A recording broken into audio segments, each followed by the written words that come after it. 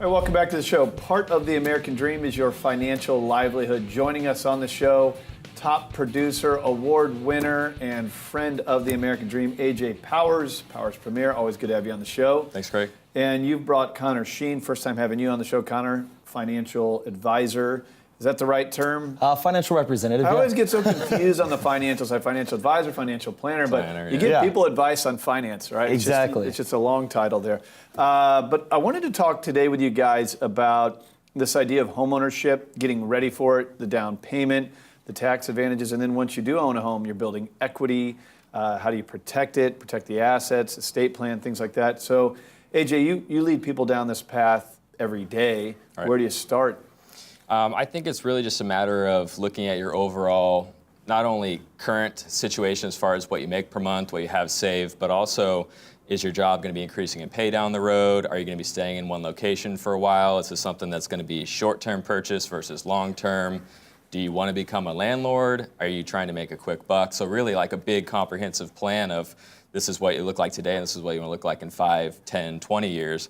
And then figuring out, what's comfortable as far as payment, what's available as far as the market, and just putting together a real comprehensive plan start to finish of, if you have enough money, here's why it might be better for you to look at purchasing today versus tomorrow, 6 months, a year, and then just kind of listening to what they really want. Because at the end of the day, I'm not the one living in the house, it's not my investment, but I'm here to advise them on what's best financially and then also make sure it fits their lifestyle and their long-term plans and making sure that they're really capable of purchasing.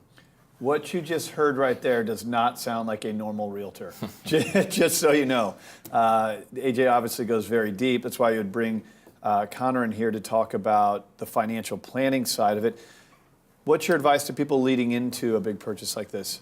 Yeah, and I think AJ and I definitely resonate on that as far as this oftentimes is the largest purchase someone will make in their lifetime, and to go into it not knowing all of the factors. As you said, many real estate professionals might go in and jump on the sale, but creating a financial plan and buying your first home, I think, are very similar. You want to, is it a long term? Is it a 5-year, 10-year, 20-year? What are your goals with the property? What are your goals in your life when it comes to creating your financial plan? And oftentimes I'm meeting with clients who, buying a home and becoming a property owner is high up on their short-term kind of goal. That's most people. I'd say 90% say, "Hey, I want to buy my first home." People relate to that as the American dream. That's really not why our show's called the American Dream, even though real estate is a big piece of what we talk about.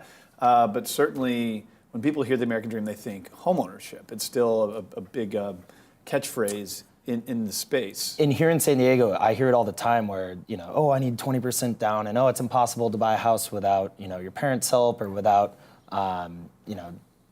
certain situations that make you more lucky than me. And I bought my first place at 27 and did it through hard work and a clear plan where you can lay out steps that are, bite-sized baby steps that get you to where you're going. But I think first and foremost, it's creating that goal. And that's where AJ and I really complement each other, where if he meets with someone that maybe they decide now isn't the best time, that's where an introduction makes sense, and we can make sure that, a year, 2 years, 3 years, whatever their specific need is, we get them to their ultimate goal of either owning a home or... What do you think on the down payment side of things? People do think they need 20%, which is not true. That's definitely a myth. I think there's people that are set in stone. I have to get to that point. I don't want to pay mortgage insurance or do different things that they feel are negatives. But really what they're not thinking about is the market conditions and what it's going to look like. How long is it going to take you to save 20% on a $500,000 home?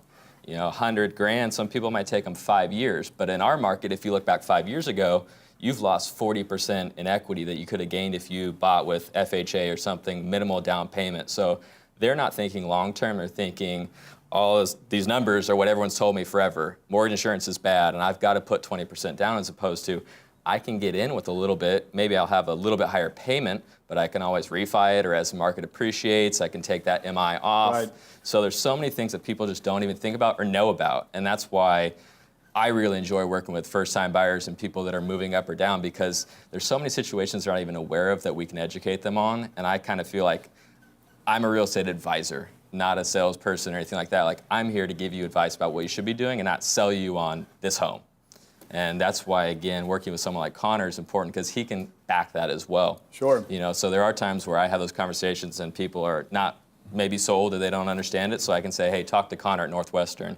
He's a financial planner. He's going to explain these things as well. Go a little bit deeper, give you more of an analytical point of view on what this all means. Real quick, because we got to go to break here, but I'm going to make you guys give me a prediction here. The market's hitting an all-time high on your side. Real estate's doing well. Sure. How do you think we'll look at this time next year if you guys are sitting in those seats? I'll let you go first.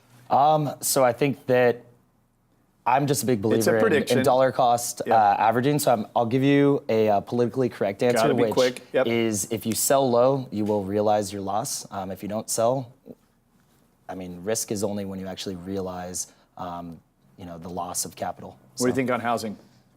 We're softening right now, the market, especially the higher end. So I think we'll see a leveling out for sure on values and hopefully an increase in inventory maybe summer next year. People that really see nothing's happening. It's not going up a lot more. It's time to get out.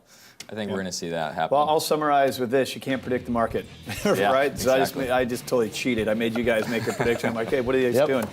You can't predict the market, but what you do need is advice. These guys just illustrated what really good advice looks like right here on the show. I hope you can connect to them. More of the American Dream.